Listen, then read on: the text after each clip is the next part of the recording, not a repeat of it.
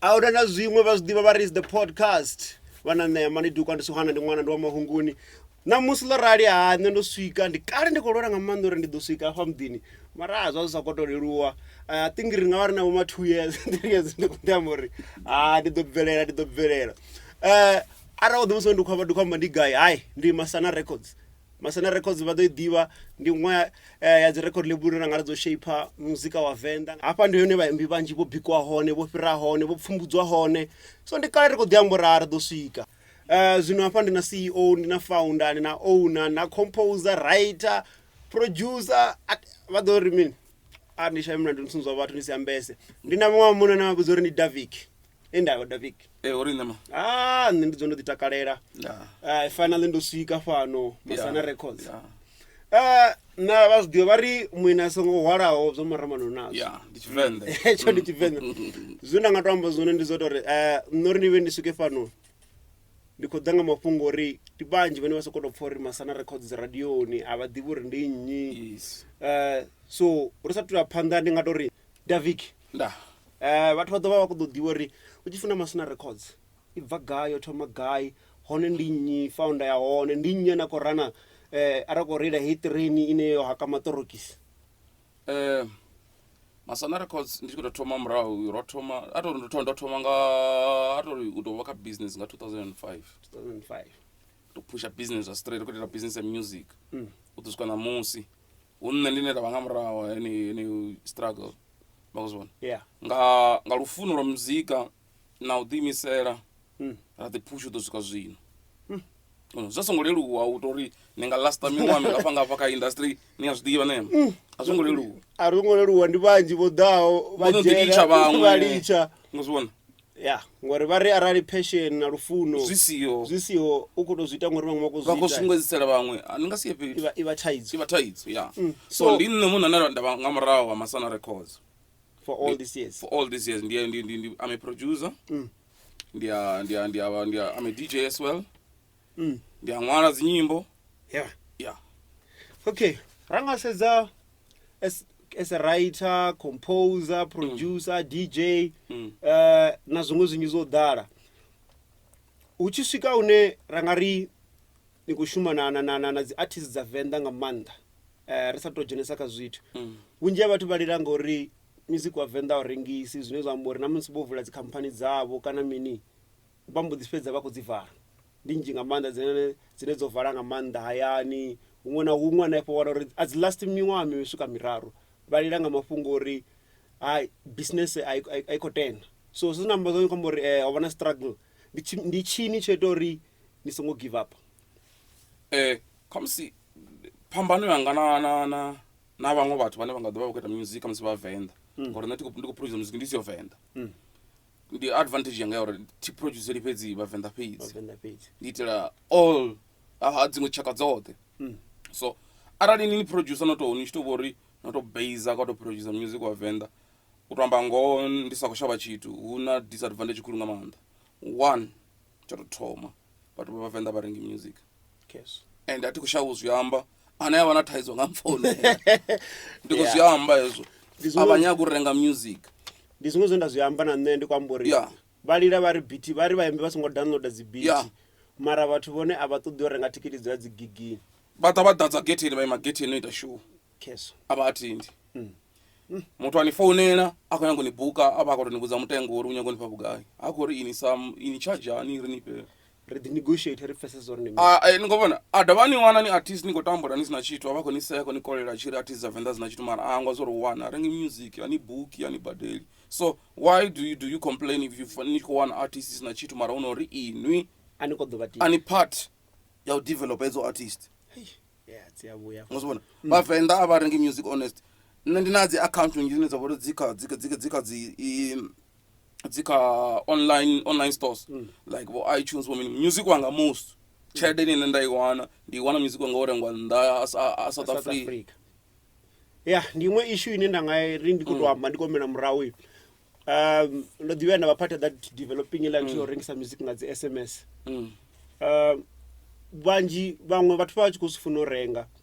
fhedzi havha na havhane a renga u ṱoḓa uri link i songo expire I forwardele mungana i forwardele mungana ngo ralo then wane muthu a khou claima uri ndo renga luimbo a thi ngo wana link ni tsho investigate na wana uri a vha ngo renga luimbo zwino ri khou wana uri vhunzhi ha vhaṅwe vha vhathu vho dzula kha vha ri dzi WhatsApp ticket zwine zwa khou amba uri na musi luimbo lwa mahala ndo ri ndi khou amba na muṅwe wa vhathu ane vha kha music ane a khou amba uri na musi luimbo lwa mahala a vha ṱoḓa u download vha ṱoḓa uri ndo vha sendela nga WhatsApp ndi zwone zwine hu na quality issue ine ya ḓo fhedza khou luzea zwine zwa khou amba uri ri zwi arali ri sa khou tika na zwo dzi downloads vhaṅwe vha vhaimbi vho monetize muzika wavho online ni sa downloader a vha wani tshithu a nga wani tshithu vha ṱoḓi ni wana ni sina tshithu ngori zwa zwino ri nga si tsha tou phusha uri vhathu kha vha renge CD zwo tshintsha nga maanḓa ni wana uri muthu ane vha uri u Venda a ka tou vha Venda a khou tonga ngori o renga luimbo lwa nyinyi online mara a sa tonga ngori ndo renga luimbo lwa Muvenda online ngori hu tshi pfhi empower kha musi vhathu a vha pfesesi the word empower ni tshi khou empower muṅwe muthu a si u tou uri hu pfhi ini bvisani tshelede arali ndi khou ni supporta kha business yanu ini ndi khou ni empower zwiṅwe zwithu zwine zwi ḓo ḓi henezwo zwiṱukuṱuku it doesn't matter arali muthu no mupha ine sheleni it makes a difference that is why tshi ḓo wana muthu o ima khonini a khombela R2 to show uri tshelede iṅwe na iṅwe na velu hayi ndi khou zwipfa zwino ra nga sedza Masana Records yo vha iṅwe ya company dzine ra nga ri dzo shaper the start of Venda rap ro vha na ri na Venda rap ine ra ḓivha uri it's more about u rapa vhathu vha tshi khou amba ndi zwi khou bva mbiluni vha tshi khou rapa more lyrics less singing zwino ra nga sedza even rap yo vha na little bit of rapping ya vha na singing ya vha na ngoralo zwino zwi ḓisa zwo confuse vhathu so as company ine yo take a part co-shaper Venda rap ine ya vha uri kana co-shaper na music wa Venda uri u vhe zwine wa vha zwone zwino as one of the people in our they are behind it ni feel hani uri I know you haven't been recognized for that so mara as now people what they could do you one of those people who shape how the industry ya music wa Venda uri ibe zone ya vha zwone zwino ialuwe to some point ra khou vhona vhaṅwe vhaimbi vha khou ḓibukiwa vhaṅwe vha khou ḓi hone vha hone ni feel hani let me just dithome kha ila point ine ya mbori athi khou recognize ndaro ni vhudza zwo for the past I've been producing so many artists the hits na me hits after hit for the past 15 years yote I've never get an interview from Lipombo ever nothing not people they don't know me they know me yeah I don't know why all of them want to compete with me for what I don't know yeah ndingwa issue ndo ngari your computer ndi zwe nga matshelo na musi ndicho ndiko dichimbira ndiko diamba na vhaṅwe ri khou vha khambori the times zwi unnecessary u computer than uri ri fate ri vhe na healthy competition ndi nga zwi amba ndi khou amba ndi songa ḓomba madzina vhaṅwe a vhaimbi una vhaimbi vhane nda nga ri ro ḓi to ṅwala dzi beef ro dzula roṱhe ro dzula fa ri khou ṅwalelana ndi khou ṅwala ri khou thusana na vhaṅwe uri ini ni khou ḓo ndisa so nyambezi vha ya vha recorder kha public abandani behind the scene vha shuma vhoṱhe studio zwine kha vho matshelo zwi vha zwi khou dzhenisa tshelede kha vho vhuvhili havho so a thi koni u understand uri why ri na competition ine matshelo ri wana uri a i khou ri fhaṱa riṋe vhane ra ri khou luza so zwi a fhisa vhuṱungu u to amba ngoho nṋe ndi khou to amba ngoho ndi to sedza recognition ine nda i wana nga maanḓa ndi i wana outside of hune nṋe nda bva hone Venda that's where I get more recognized as a producer because one day I get lots of invitation from top institution zwithu zwa nṱha badi vha tshi mbidza ndi tshi attenda mara zwithu zwine zwa vha uri ndi zwa hayani zwine zwa vha uri they know very well uri hune muzika wa vha hone zwino I'm part of that whole journey uri iwe hone Venda rap na mini but they've never invited me to anything yeah ziyabuya yeah ni life ona fela nga ita na mara up to so far ndikisedza muzika wa Venda ti ndiko ḓivhona uri hu khou ḓivha na progress hu khou ḓi tea u lugiswa fhaḽa na fhaḽa uri zwithu zwive nḓilani zwavhuḓi in terms of the promoters na mini zwoṱhe hezwi tea u thoma zwa dzhenelwa fhasi ngauri vhathu ndi to sedza still the promoter side as well a vhathu tou vha na fhulufhelo kha u booka artists dza hayani uri really can I book this artist muthu anga vhidza dzi fan na ngo zwona uri hu kha ḓivha na lwendo nyana uri tshi ḓa kha hezwo I think na dzi fan dzina problem ndi chikwama ndo rali ndi kwama ndo base kha dzichima yes u buka venue na equipment na mini ngori aralo mutchini ene u mixa o rali ndiko ubidza uri u ḓo ite sound control afalani it's not going to be less than 2000 ndizone eso zwino vhori vha ndori ndiko checka vhathu vha kwamba uri 200 yo ḓalesa ngori ahuna na mimbi wa nnḓa o dumaho mini ndari ndi tshi sedza uri arali hu vho bukwa mimbi wa nnḓa mba ḓo complain uri why ho bukwa mimbi wa nnḓa o fhiwa tshelede ndizone ni kwamba ya vha issue zwino ndiko sedza na ṅwayo chima yo vho thetshelesa vhathu vhamba zwone vho ita zwone price tag yawe ka ḓivheni uri ndi 200 o dzhena vhathu vha khou ḓi complain nṱhani uri vha find out reason dzine dza dzi khou costa uri u swike hone event ya vha kha that amount vhaimbi vha khou tea u wana tshelede vha tshi wina u support zwezwo una vhashumi ndo khou shuma hone ndi uri na vhathu vhanzhi vhane vha khou tea u badeliwa ngoralo so hela chain yo bva nṱha u ḓa ngeno fhasi u swika kha muthu ndo sala khou clean ane a khou tou clean a badeliwa ndi khou wana uri na dzi fene dzi khou tamba role yo puller down dzi events dza hayani na vhaimbi vha hayani so futhi ari sedza ya mafhungo a uri una dzi artists dzo ḓo fhano no shuma nadzo you fall out havana dzi beef how do you handle that ngori most of the time ndi tshi sedza ani entertain the beef na mini but you keep on working how do you handle that professionalism ni nduri zwine na funa zwiḓivha zwithu zwine nda zwi guda ndi zwa uri una zwiṅwe zwino vhudza upfi there's no bad publicity whether muthu u khou ni amba bad kana khou ni amba good but okusala ndi mini ndi publicity so nṋe nangu muthu arali andisa a thi nga mufhinduli ngori what if ya kwamba nga nṋe u khou promota nṋe ngauri you might be talking about me but you know ani zwiḓivha uri na vhathu vha sa nḓivhi you'll make other people to know me ndi free publicity yo kana but now I won't entertain you because if I entertain you ndi koni ifa free publicity ne ngizibona ine no wana ngengo dombadela for noro ndiyambe nga yini yeah I don't know because zwifa uri to avoid afezi ngizibona ngori ende chino chithu chori arali muthu ngomona arali nne ndo rali nda entertainer zwino zwa uri ka level yanga muthu o hafha nne ndi hafha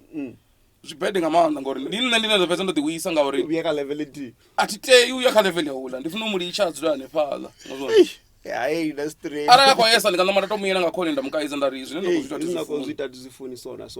yeah not publicly okay richika diba khala beef recently no poster ori your killer G obuya pa you working together and all that what I can say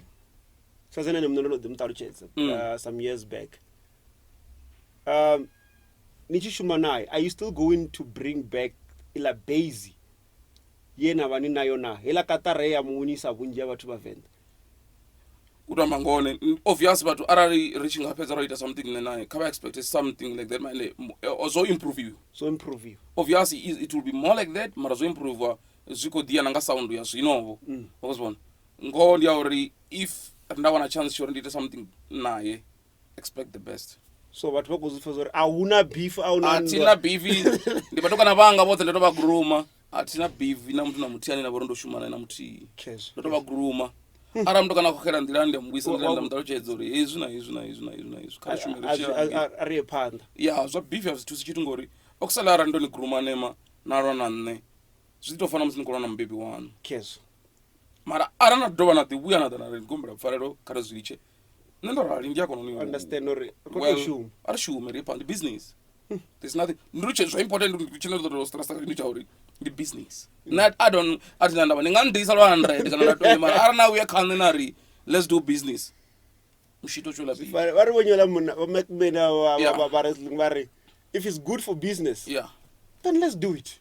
why not yeah hayi ndikulive fellow no ka industry no what people come and go but the two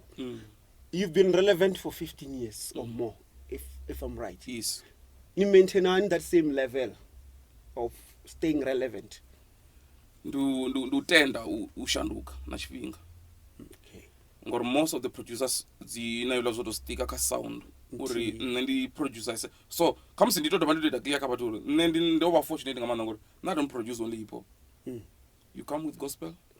you come with hip hop you come with kwaito you come with I produce everything so again musi sound chichincha producer if not tenda ushanduka na sound ni songo stika kha sound yori nne ndikona hezwi tendani uri sound ikochinja ngori vatu vanji vakondiswa nga zvezvo vasisala murango uri mutu tosala kuproducer sound yawe well roko zvipfo uri nova ndikokona sound unkene mara itwisteni ifite ini kha zvinezva kuita zvino ngori zvibva kha ndeve dzavatu dzadawira certain sound ndingaziite chitu yes now hezwi ndizona so again as a producer beat maker na una pressure okay industry comes with a lot of pressure yes ningai producer hit up ya powerful but then ichi avathuni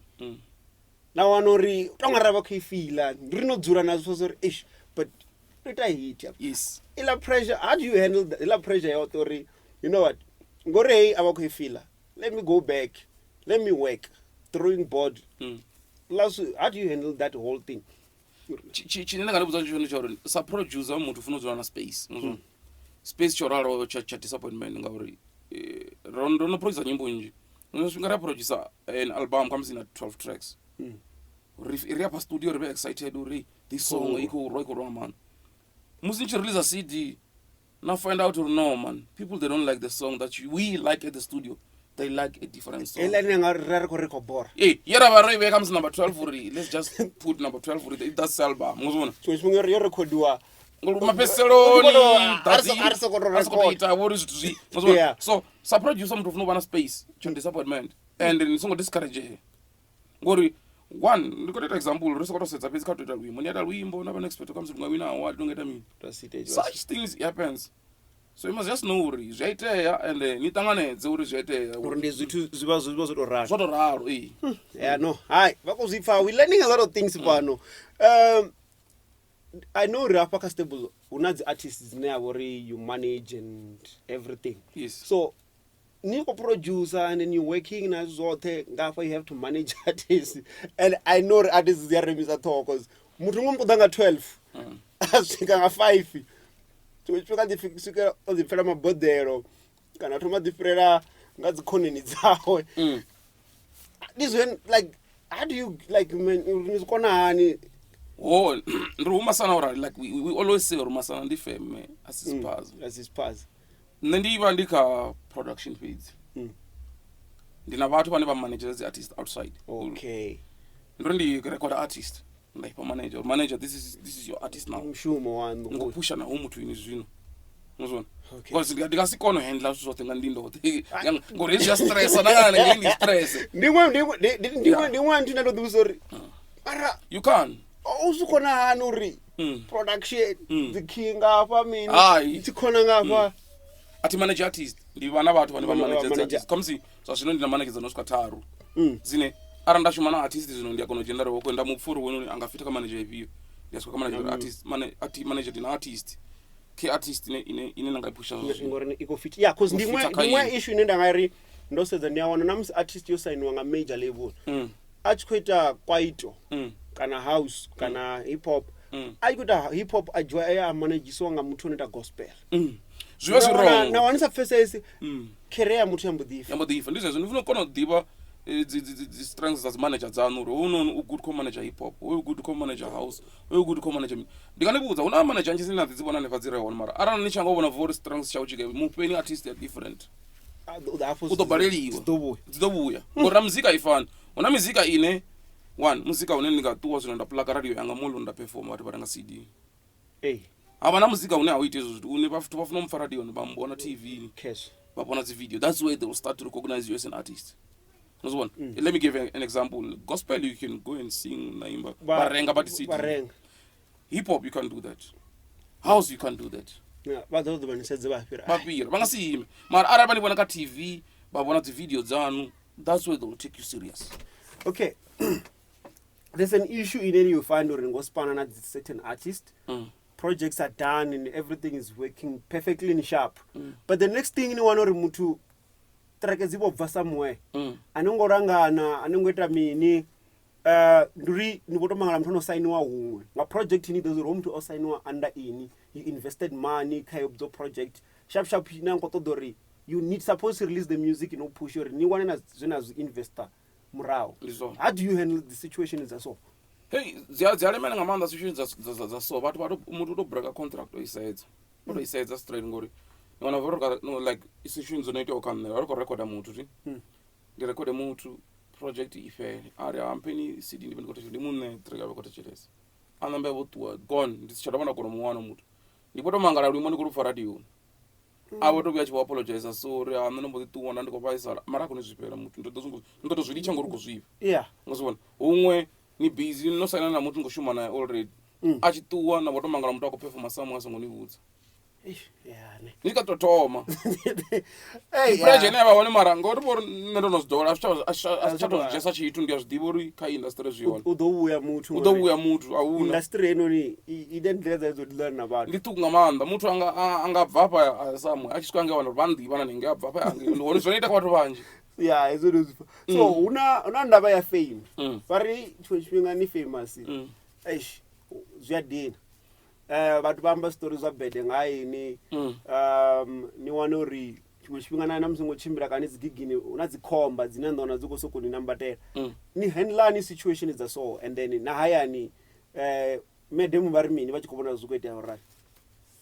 ndochine ndakatochapa chito chomane chori ndodiva zvine wakutoda zvone ndione muna wototoma ngauri arani nendorali ndiyadzazori una vatu vanji vane vangadzitonya kutorumera vatu uri vatekanori vanguise vaite mini maybe they send people ndafola katrap machiro navasikupo chivhula muna oreipa oita mini ngozivona zvinonga zvezvo so ndodiva zvinokonyanga zvone chavuviri futi ndichauri arali una muntu unokuchira naye ufuna kunopfesesa uri ndika business unozva so mara rasakori arani muntu wamuna nisokonambarira basadzi ngori musadzi ufuna kupfesesa no naini ufuna kunozvikuri hafano ni una line razorumelisana zvipera nepo ni fene kaibe fene ngori zvimwe ndadziva zvone zori vari zvimwe nazvibona ndi staging asi zvimwe ndava zvone ndi aya ufuna uvana na mikano ngori ara nadzira vatu vatu nainini mutu wamuna nora ningazidozvitakalira musadzo artist akasokonembelwa ngatu vavana londilone raka 2019 so far ringarori ikovafarisani like from the beginning svika zvino chitaka zvezva music 2019 ndi mumwe wamwa une ndotumbula zvithu zvinji ngamanda ngakani munhu uri aranda focusesa more into myself I can achieve more so the main reason ndori mutu ka focus ekaine munhu at plane and forget a lot of things so ngoto ngitevela zvitori mini focus more into yourself find yourself but the one not the one you'll do more the fair focus on yourself artist okay unafuthi una situation za so zinera kwaona uri artist bunjazo azitodo investor back kazoni dzine ndikwambara zodo investor back arali artist rangari kana ubhalelwa ne 5000 10000 udona uri ishtopero perform ndi ene are counterani ya bia ya mini ya zviambaro yo rengana na gadgets mara hatoduri anga ya feature na mumwe mutu ranga zviambo ndikwambara ndozana ngamanda dzi artist zayani ndichizosedzai ndibona uri asitodushuma na artist za mamwe ndiri dza nda Limpopo zvabudi hanga vona artist ne yavori KZN ningasone mutu akori ndingaenda shumula artist udodoshumane po kasekele yawe namusi artist yari 2000 ufeature zvabudi ababudzisi nobudzisa ndifi advice nanganekedza dzi artists dzayani uri investisani back to your craft ndiri vatu vafuna kunopfesa zvauri ndiri musi uchikopatwa brand chikopatwa ushuma chelede ndiri ufeaturing artist ni yavori inadzina lonopira kairwimbo rawo asuluza ndi investment ngauri arali nine ndina fane dza 10 nemato indi raita rwimbo rote zvombovori nditangisa fane dzanga dza 10 nzane moko ndikodona vakaizvi 30 so bafuna zvijiyange nendlela isa business ngori vatu vanji tidivi music vajo isa business kava zvomborenga business sense not ngauri imandi dova ndikumupfumisa kana no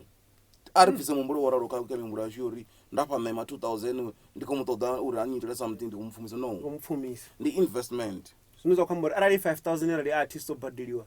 ajia 2000 aibechera side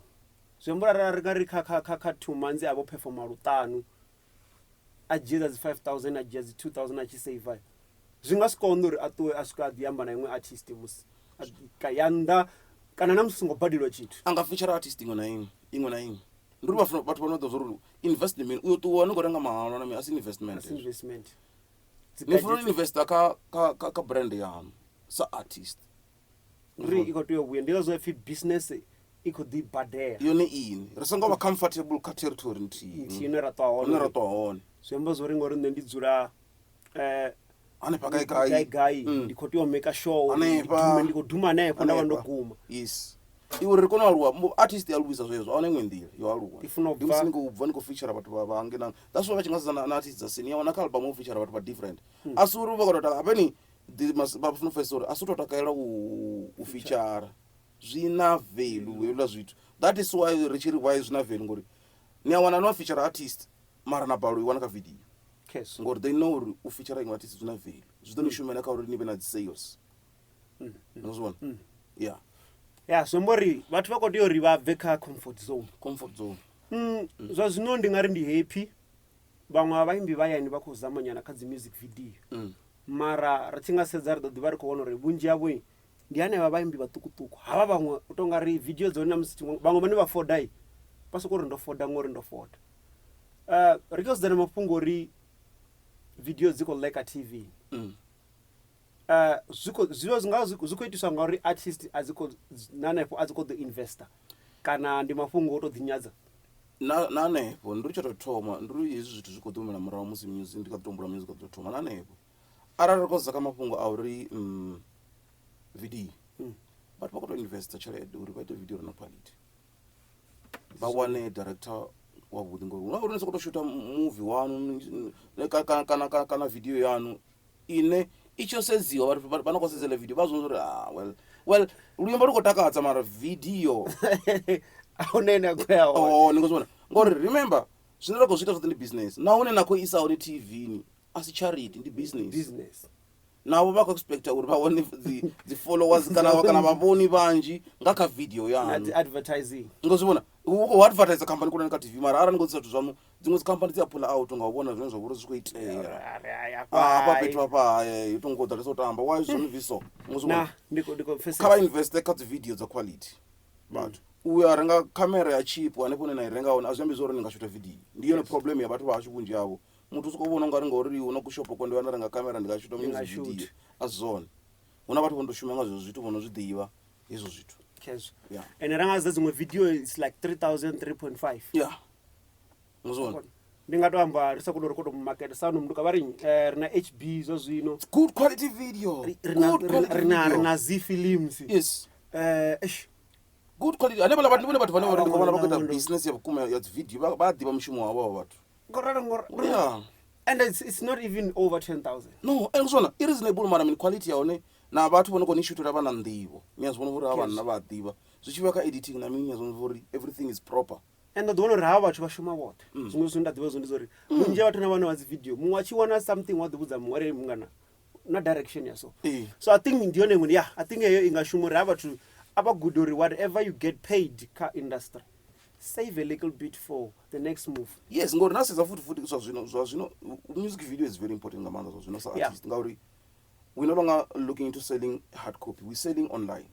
So you need to have a YouTube channel. You have your videos, everything there. What about one? And the vachipwa zvinda ndazori vari video ya ngaro ruimbona msuluchi ko rwamara muthu asa akotima mumwe muthu ḓo lufuna nge yabona video kanti ruimbo rukhamba so or mari mangwe maipfi o dzumbama kha luimbo mara video ya kona ṱalutshedza zone hai vha kho ḓi pfera vhona uri hafha ri khomana vhathu vhane vha vha na nḓivho ya music zwino ndi a khola uri vhunzhi ha dzi artist na iwe ndi khou guda uri zwithu zwi shumisa hani ṱhonifhe zwine na khou ita zwone ri tshi nga to bvanyana thiri kha zwo music hafha South Africa ri na problem ri khou wana uri a thi ḓivhi uri u ḓo mafhungo uri vhathu vha tsha dzi hogoni na kana vha tshalewa zwavhuḓi kana mini ri kona ro no ḓalesa mbilu ṱhukhu dzine vhana vha botla sunga ngomu u khou lovha vhasadzi vhanzhi every day think statistics tshiri kana 120 nga ḓuvha ya dzi case dzine dzavha dzi khou itiwa towards vhafumakadzi ndi if your advice na nga ri nga ṋea vhasuhana vhathu kana na vhana vha khou aluwa when it comes to this violent towards vhafumakadzi tshine nda nga to tshamba ndi tsho uri vhathu vha vhanna nga maanḓa a vhambi ndi nga to vhusa mbudziso kha musi ndo vhusa ina vhane vhathu vhone vha rengeni uri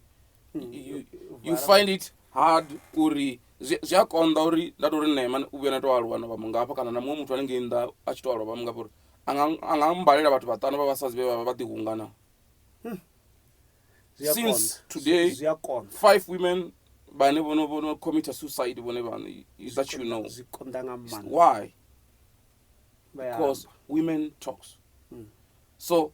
rine ri machita ri a shavha u amba uri nda vhudza ne ma problem yanga u ḓo ntseya. You see, this is, I think the mudzi wa mafhungo ane phoka uri ari wane nḓila ya uri vhathu vha vhanna vha vhe free. Yes, problem dzi yone muthu we vha khou stresswa nga mufumakadzi wawe ndi zwone ri khou tenda mara kha u wana nḓila ya u ono zwiamba a songo zwi hold evla zwithu zwa soko dzula mbiluni yanga uri guma tshi khou dzhia decision a yeṱhe ngozibona decision a tshi dzhia a dzhia a ḓisola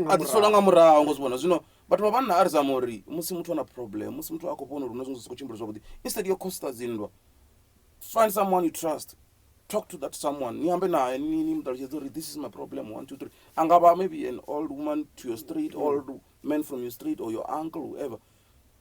ni ambe naye ngozibona ndi vhona uri ndi ene solution ine yanga vha hone kha vhathu vha vhanna ngori vhathu vha vhanna vha khou farisa zwithu nga mbili zwi amba uri ndavha yo ri ri dzhie vhakegulu ri vha isedze old age home uri vha pose yangeri yangwe ngawe ite ofela vhakegulu vha kala vha tea vha hone afha tsini uri ite ofela. That is why zwiṅwe zwithu zwine zwa khou itea nga maanḓa. That's why ni tshi vhona kale ivla na tshini ngomara vha sa tu tenda nga maanḓa uri no ra nṋe mana soko ndo mala zwino ndi khou fa tshitenzi vha tshi thoma vhana nyana baba khou zwivhona uri I need to be ready for when there's problems and to be ngori ni khou swika nga musadzi kwatisa ni khou ita mara arali mukegulu kana mukala vha tsinyana vha ḓo kona u dzula nayo fhasi ni vhavhili vha ni dzula hezwi don't ni songo ita hezwi musi thaidzo rali arali tise hezwi na hezwi zwino na maḓuvha o to mala old age home suko kakhe dzula ri vhavhili suko kakhe milayo kha ivhele kale une muthu wa munna ara na thaidzo kha ambe and ndi ka soko dovha nda to amba kha musina government yora kha ibe na zwiimiswa zwihulu zwine vhathu vha vhanna vha ḓo vhesa free uri vha khazwo vha ya vha tshi amba ngauri I khou to call uri police station is the right place to go and talk vha ḓo ni sea nga maanḓa police station na bzi ḓo pfi mini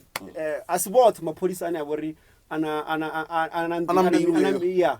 vhaṅwe mapholisa vha ḓo ḓinisea vhaṅwe vha ri dzhiela no serious ngoralo kana anga ni weak ngubalwa nga mudi wanu zwiralo kha munna kanzhi ni tshi khou zama u ṱalukisa muthu thaidzo yanu vhathu vha ni dzhia nga ri you are weak ngubalwa u handla mudi wanu masiko kha ri bvise mafhungo uri arali muthu wa munna a tshi khou amba thaidzo yawe u weak ha weak u khou nyaga thuso zwi amba uri o zama zwoṱhe u amba khakhathi ha weak yo muthu u khou nyaga thuso zwino vhathu kha ri gudese zwithu zwo uri muthu wa munna a vhuya amba thaidzo yawe kana ri khou zwi vhona riṋe vhathu uri hola munna o tonga u tambudzwa nga mufumakadzi kana u ita zwikene kha ri dza mudzula naye vha ri ḓisumbedzise man hu so ita so kana ni vha dzhie vhoṱhe vha vhavhili ni ambe navho ni solvela problem uri ni se nga murahu musi ono ita nyi ono ita something ni raro zwi vhona na vheni vhe ndo ita so